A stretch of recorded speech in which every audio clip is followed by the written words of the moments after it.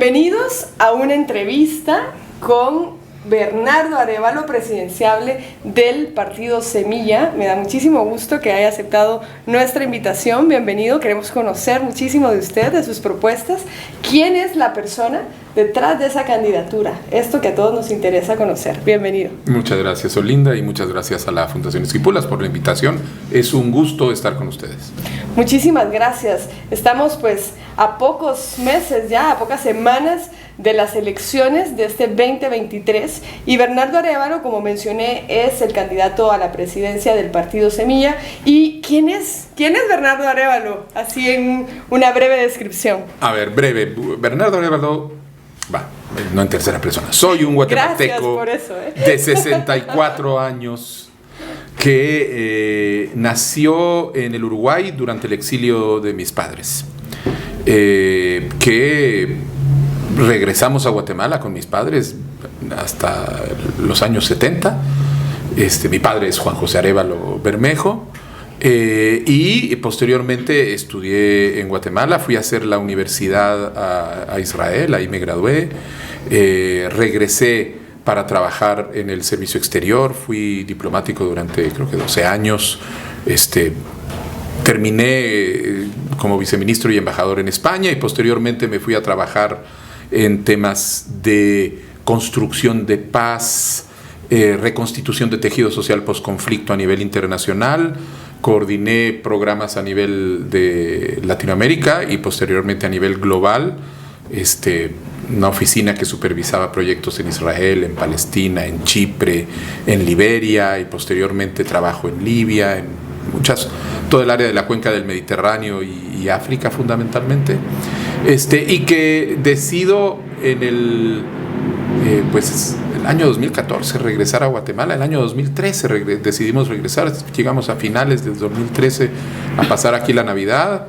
Y con mi esposa decidimos que aquí estaban los nietos y estaba un país en donde nosotros creíamos que podíamos regresar con la experiencia que ya habíamos ido teniendo a aportar nuestra parte en un país en donde la crisis política y social era evidente, una crisis que explota en el año 2014, cuando nos vamos a la calle todos los guatemaltecos honrados, horrorizados y hastiados de la corrupción.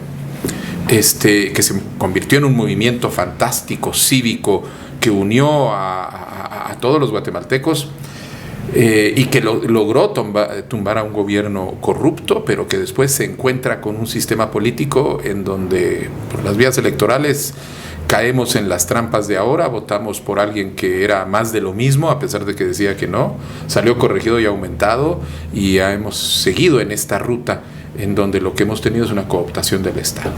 Así que Bernardo Arévalo soy yo.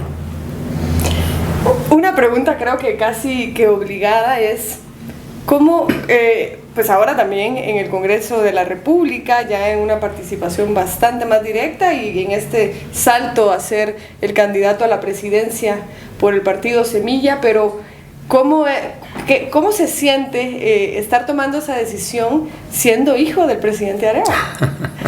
Bueno, yo siempre he dicho que ser hijo de Juan José Arévalo es una enorme responsabilidad, y es un privilegio.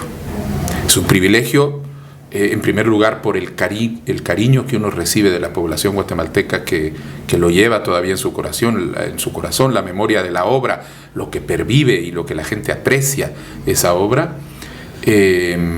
Un privilegio por la oportunidad de haber tenido a mi padre como mentor, para oírlo, para escucharlo, para hablar con él, para intercambiar y tener ideas. Y una responsabilidad, la responsabilidad de ser consciente de que uno recibe un legado como pocos en la historia de nuestro país, un legado limpio, un legado luminoso, y que la tarea de uno es no mancharlo, no malbaratarlo, no afectarlo. Yo nunca, ninguno de mis hermanos se metió en política, hasta que pues a mis 58 años decidí, esto se está yendo por la borda, y entonces pues nos organizamos, fuimos parte del movimiento Semilla, de su fundación, y ahora estamos aquí.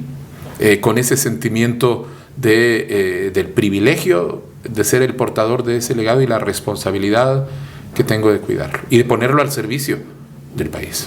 ¿Cuál es su motivación más grande que le mueve a querer ser presidente de Guatemala?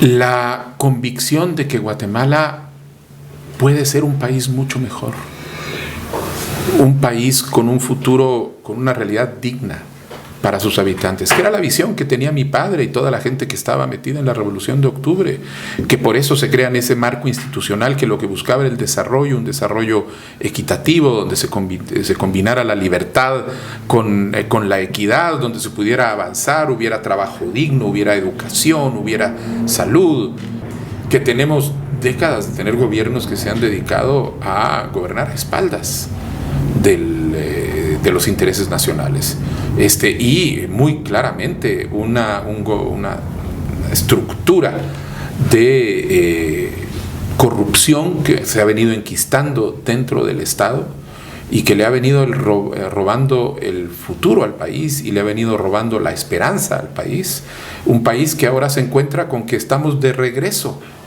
es decir, ya no estamos estancados. En los últimos 20 años la pobreza ha aumentado, la pobreza absoluta ha aumentado. Caemos en los rankings internacionales comparativos en educación, en salud, en libertades públicas, en democracia. Es decir, el país no es que se estancó, es que vamos para atrás. Y eso es algo que es absolutamente absurdo y es absolutamente corregible. Y porque creemos que se puede hacer, hemos participado en este esfuerzo. Bueno, y a todo lo que nos menciona, si le sumamos la pandemia, COVID-19, y lo que eso ha significado no solo para Guatemala, sino para el mundo entero, pero si lo vemos en un tema muy particular que es el hambre. El mundo, con todo lo que hemos avanzado en términos globales, ya sabe cómo erradicar el hambre. Efectivamente. Y Guatemala tiene unos indicadores de inseguridad alimentaria y nutricional que nos encantaría escuchar. ¿Cuál es la propuesta que ustedes tienen para trabajar el tema? No, totalmente. Para nosotros el hambre es inaceptable, es imperdonable, porque además es totalmente, como tú dijiste, es totalmente resoluble, se puede resolver. Nosotros entendemos que el problema de la desnutrición y del hambre no es un problema de salud o un problema de producción agrícola, es un problema de desarrollo. Mientras el país no tenga desarrollo, mientras el desarrollo no llegue a regiones completas del país, la gente no va a tener forma de ser productiva y forma de resolver por medio de su trabajo productivo las necesidades que tiene y darle la nutrición necesaria a toda la familia. Para nosotros, como entendemos el problema de la desnutrición a mediano y largo plazo como un problema de desarrollo, la mejor estrategia para erradicar el hambre y la desnutrición es una estrategia que de verdad lleve el desarrollo, pero que lo lleve a esas regiones más pobres y afectadas donde hoy se concentra esa hambre y esa desnutrición, porque tenemos un mapa del hambre, un mapa de la desnutrición. Eso es a mediano y largo plazo, pero paralelamente hay que atender las necesidades inmediatas que tiene gente que sabemos dónde están, sabemos dónde vive. A mí hace un mes salió en la prensa la noticia de que había muerto otro niño o niña, no recuerdo, de desnutrición en Alta Verapaz o en Baja Verapaz. ¿Cómo puede seguir muriendo niños y niñas cuando sabemos quiénes son, sabemos dónde están, sabemos qué tenemos que hacer, qué alimentos hay que llevar, qué servicios de salud hay que poner? Es una geografía, si la geografía de la desnutrición es conocida, la de la desnutrición aguda la conocemos, pero con un mapa muy preciso. Que se nos sigan muriendo niños es imperdonable y es un síntoma del abandono que ha hecho este Estado y estos partidos políticos de siempre de las necesidades de desarrollo del pueblo. Bueno, de hecho, lamentablemente los datos y los indicadores de Guatemala son los que sirven de fuente para los informes globales que hace FAO, con 5 países más en el mundo. Los datos de Guatemala son los que dan las matrices, las tendencias y el estado del arte en materia de inseguridad alimentaria y nutricional. Y eso nos lleva a otro tema que nos interesa muchísimo conocer también, cómo están viendo ustedes el tema ambiental, el tema de cambio climático. Guatemala está pues forma parte de la región centroamericana, una de las regiones más vulnerables frente a los efectos del cambio climático, que está relacionado también con el tema de la inseguridad alimentaria y nutricional y con muchos otros. Pero ¿cómo están viendo ustedes este tema y qué es lo que proponen? Miren, nosotros, entendemos que nosotros vamos más allá de la necesidad de preservar el medio ambiente porque ya nos dimos cuenta del valor que tiene. Porque creemos que el medio ambiente en Guatemala es un capital para el desarrollo del futuro. Nosotros tenemos uno de los países con una de las mayores diversidades biológicas, la megadiversidad que tiene, y nosotros entendemos que en esa megadiversidad hay una serie de tesoros que pueden servir no únicamente para ser preservados, sino como fuente de desarrollos futuros, componentes médicos que no conocemos, que pueden ser críticos para curar ciertas enfermedades, que pueden ser convertidos en la base de una industria biofarmacéutica nacional que empiece a exportar y a colocar esos productos, que eso genere empleo, que aproveche saberes ancestrales en este tipo de temas y que los empiece a manejar. Es además una de las fuentes que nosotros tenemos para alrededor, en un momento en donde el mundo se está llenando de concreto, de asfalto, ya no hay coberturas. Nosotros ofrecemos bosques vírgenes y una naturaleza mantenida por el abandono y que ahora tenemos que tomarla como ese gran capital que hay que hacer. Nosotros vamos a invertir fuertemente en esta visión de un futuro verde, entendiendo que no es únicamente un problema de protección, sino un problema de fomento de este capital.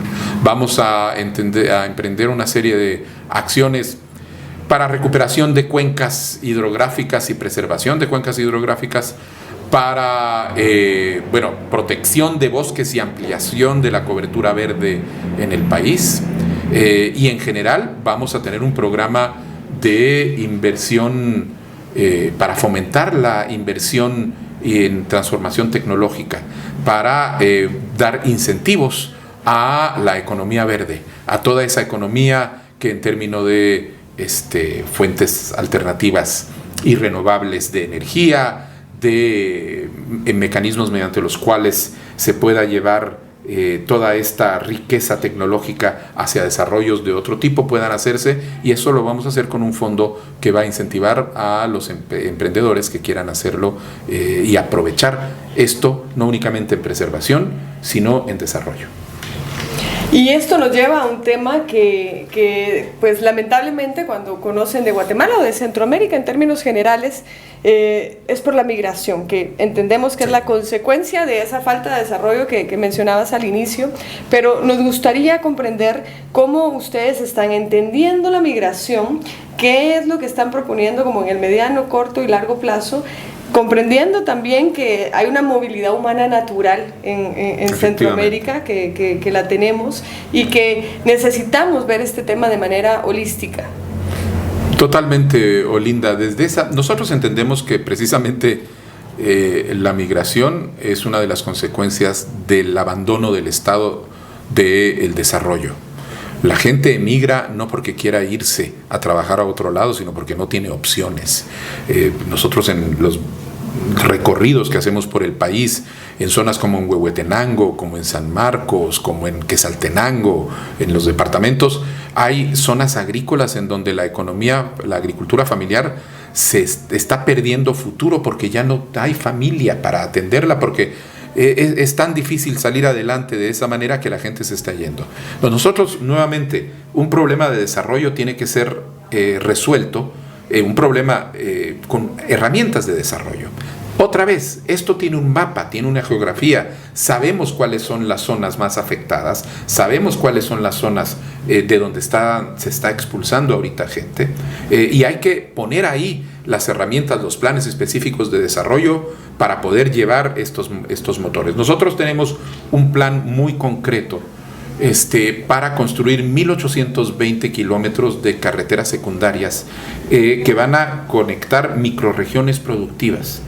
Estas carreteras secundarias van a permitir que los productos fluyan, no únicamente que entre el desarrollo, que salgan de ahí productos en donde el objetivo es lograr que la población que vive en esas zonas son el altiplano occidental, las Verapaces y el corredor seco, que son las zonas donde se concentra la mayor pobreza y pobreza extrema del país.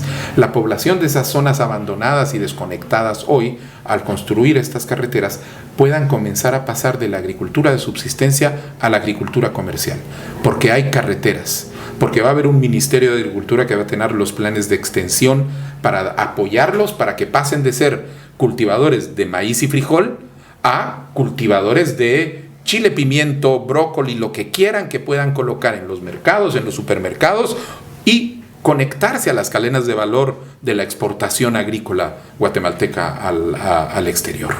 Pero eso requiere, por supuesto, un Estado que entienda que hay que hacer una acción conjunta desde el Ministerio de Infraestructura, desde el Ministerio de Agricultura, desde el Ministerio de Salud, porque hay que poner nuevos puestos de salud en lugares donde no hay puestos de salud. Nosotros vamos a construir 400 puestos de salud en 400 comunidades que hoy no tienen acceso a la salud. Y ese tipo de medidas que son las que van a generar un salto cualitativo en la calidad del desarrollo. Vamos a tener un fondo de microcrédito. Nosotros le llamamos crédito fácil, porque va a ser fácil acceder a él y fácil devolverlo en tasas que van a ser no las tasas del mercado, sino tasas competitivas, porque lo vamos a hacer a través del crédito hipotecario nacional para eliminar el problema del lucro que hay en el medio. Y un programa de apoyo, de extensión para que estos agricultores puedan pasar. Toda esta serie de medidas va a generar el cambio en las condiciones de desarrollo que van a impedir que la gente salga de ahí. Pero tenemos otros dos problemas. Primero, eso va a ser gradual. En este momento nosotros tenemos que entender que lo que tenemos que hacer es proteger a los guatemaltecos en el tránsito y a los migrantes extranjeros que pasan por Guatemala también. Lo que vamos a pedir para nuestros connacionales en México y en Estados Unidos, nosotros tenemos que tener la capacidad de garantizárselo a los migrantes que pasan por Guatemala. Trabajar junto con esos gobiernos para poder realmente buscar mecanismos mediante los cuales nosotros podemos, a pesar de que este es un fenómeno problemático, es un fenómeno que es el producto de condiciones difíciles, que nos obliga a todos los gobiernos a considerar cómo vamos a apoyar, es un fenómeno en donde están de por medio la seguridad y la vida de hombres y mujeres, de niños y niñas que tienen que ser protegidas. Entonces ahí requiere un trabajo especial para apoyarlos durante el tránsito y su llegada al destino. Y una vez que estén ya en ese lugar y se conviertan como me dijo un migrante recientemente, hace un par de meses en Los Ángeles, nosotros ya no somos migrantes, somos residentes en el extranjero, porque yo ya llevo aquí 15 años. Para cuando ya son residentes en el extranjero, nosotros vamos a transformar la relación del Estado de Guatemala con estos residentes en el extranjero, una transformación de una relación que reconozca el papel que juegan, porque ante el fracaso de un Estado en generar las condiciones de desarrollo, es las remesas que envían estos migrantes los que sostienen la economía y al país. Los ingresos al país son mayores los que provienen de las remesas de lo que entra por todas las exportaciones, todo el turismo y toda la inversión extranjera en nuestro país.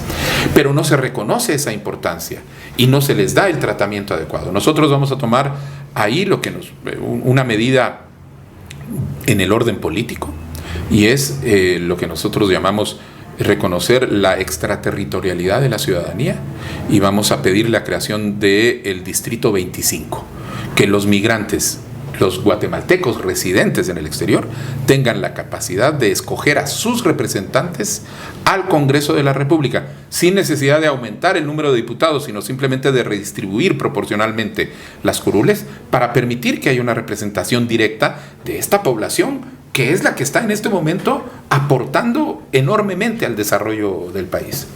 Esos representantes de ultramar, ¿no? Como ya hacen muchos países. Los franceses lo tienen, los peruanos lo tienen, varios países han reconocido la importancia que tienen estas comunidades expatriadas y han dicho, hay que darles el goce de los derechos ciudadanos. aunque estén viviendo en el exterior, porque siguen siendo parte de la nación. Y como son parte de la nación, los tenemos que proteger. La segunda es una medida económica para convertirlos en socios para el desarrollo. No únicamente que envíen sus remesas y vamos a abaratarle las comisiones que se pagan, que ya eso sería importante, sino creemos que hay que atraerlos para que, además de enviar el dinero, se conviertan en socios para el desarrollo mediante la creación de un banco del migrante en donde ellos puedan ser accionistas y entonces tener participación en el manejo de ese banco. Y no sabemos si tiene que ser un banco o si tienen que ser varias cajas de ahorro y crédito distribuidas a nivel regional, pero que en cualquier caso se le permita a los migrantes no únicamente enviar el dinero en las remesas, sino venir e invertir, convertirse en orientadores. Es gente además que tiene enorme experiencia, algunos de ellos profesionalmente han destacado, todos ellos tienen una capacidad de traer esa experiencia y ponerla al servicio. ¿Y por qué no permitir que los tacanecos en Delaware, por ejemplo, se organicen alrededor de una agencia que traiga desarrollo a Tacaná en San Marcos, con la capacidad que tienen, con la visión, y facilitar esos procesos con un Estado que se organiza para facilitar esos procesos legales bancarios y que los apoya con su maquinaria, desde la Secretaría General de Planificación, con el Ministerio de Desarrollo y otra serie de herramientas. Y el tercero es darles la protección consular, no los servicios consulares, sino pasar a una concepción distinta en donde la representación del Estado en Guatemala, que son las embajadas y en este caso los consulados, asume la tarea de hacer una protección acompañándolos en distintos ámbitos, dándoles inclusive asesoría legal, informándolos de derechos, es decir, de realmente que ellos sientan que el Estado, inclusive en esa condición de migrantes que tienen porque el Estado aquí no les pudo dar un futuro, que los va a acompañar durante ese paso. Y eventualmente creemos que con esa serie de generando el desarrollo, permitiendo que ellos sean actores del desarrollo, con esa medida de reconocimiento político, van a empezar a regresar. Ya lo hemos visto en otros países. La migración en México ya empezó, y ahorita en este momento es negativa. Son más los mexicanos que están regresando que los que están saliendo. ¿Por qué? Porque el desarrollo llegó a esas zonas y la gente, si tiene trabajo, no va a querer irse de su país. Bernardo, y estamos justo teniendo esta conversación en un momento en el que el mundo pues está pasando por un momento muy complejo. Estamos pues en un espacio cada vez más multipolar. Y yo quiero preguntarte específicamente de la integración centroamericana. Esa es parte del corazoncito de la Fundación Esquipulas también y nos interesa muchísimo. Sabemos que tampoco es que sea el tema más sexy de campaña que podamos hablar, pero que es muy estratégico para nuestro desarrollo y para esos socios, para el desarrollo que tú mencionabas también. Entonces, ¿cómo están viendo la integración que pues ahí también está parte de mi corazón propio, ¿no? Porque en realidad se sabe poco de la integración, pero yo les digo que es tan real, más que de las instituciones en sí. La integración va más allá de los espacios políticos y económicos, está en la gente, está en cómo vivimos todos los días, si nos parecemos más o nos parecemos menos. Pero ¿cómo están viendo ustedes la integración centroamericana y las posibilidades que representa para nuestro desarrollo? Mira, yo te diría que de la misma manera, nosotros como el Movimiento Semilla lo tenemos claro, la integración es un destino, y es un destino porque es una herramienta para promover los intereses y el bienestar de la nación, en este caso, y lo podemos hacer mejor juntos e integrados. Pero yo personalmente tengo además una convicción de que la integración es una gran tarea y una gran meta histórica. Viene, inclusive otra vez, parte del legado. Mi padre, inclusive, mucha gente no se recuerda, hubo un convenio que se firmó entre Guatemala y El Salvador para crear el primer estado conjunto de la Unión Centroamericana, que después no se pudo implementar porque hubo cambio de autoridades. Pero lo tengo muy claro de que es un objetivo necesario. Tenemos que sobrellevar ciertos obstáculos que en este momento hacen que los estados centroamericanos hayamos perdido de vista la importancia estratégica de la integración. Pero la hemos perdido de vista porque realmente los gobiernos centroamericanos en los últimos años han perdido de vista el objetivo del desarrollo. Si uno no tiene claro que uno está en esas funciones para contribuir al bien común y al desarrollo y no al enriquecimiento personal, como es lo que sucede ahora, entonces va a perder de vista la importancia de la integración, porque la integración, el gran potencial que tiene es lograrnos articularnos mejor para de esa manera aprovechar mucho mejor nuestro papel en el mundo. Podemos incidir y proyectarnos de una manera mucho mejor en el mundo, sí lo podemos hacer de manera integrada.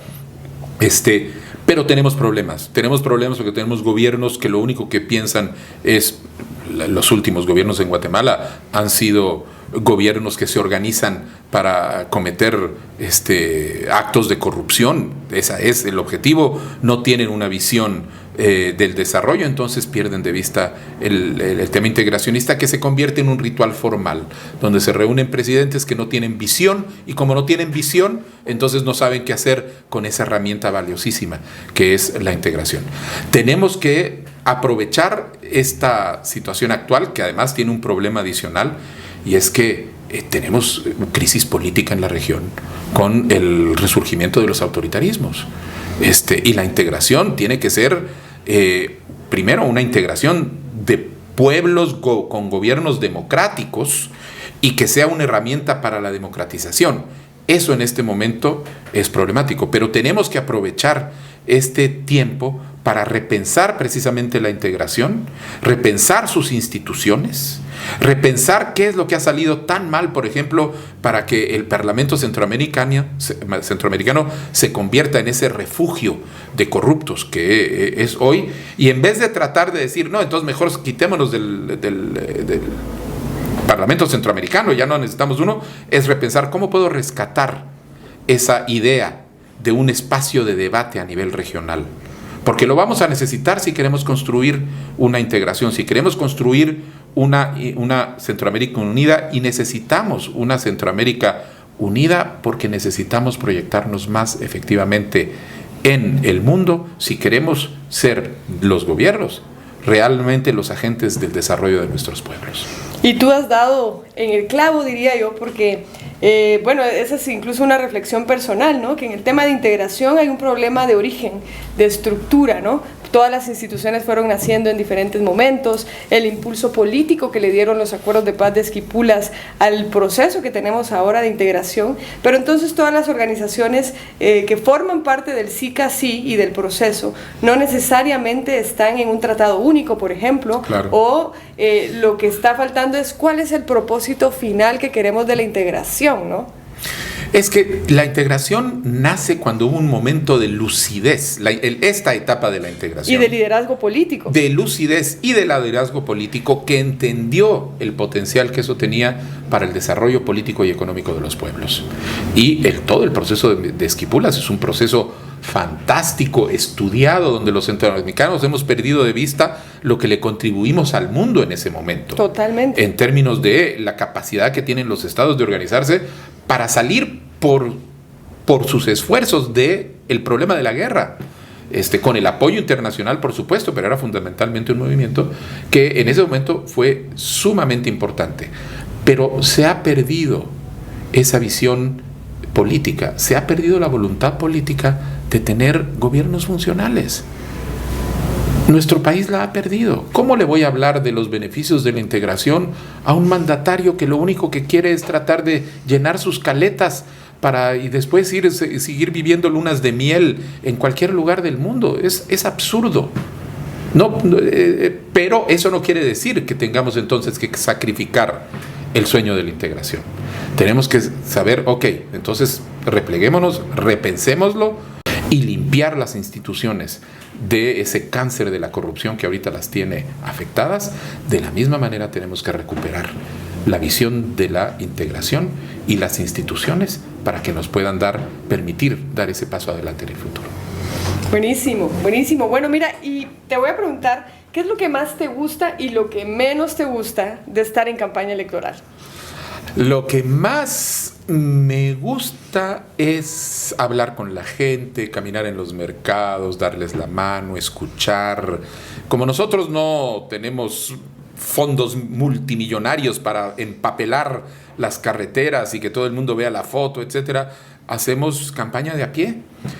Vamos, recorremos mercados, nos ponemos en las plazas, tocamos puertas, entregamos un volante y hablamos con la gente.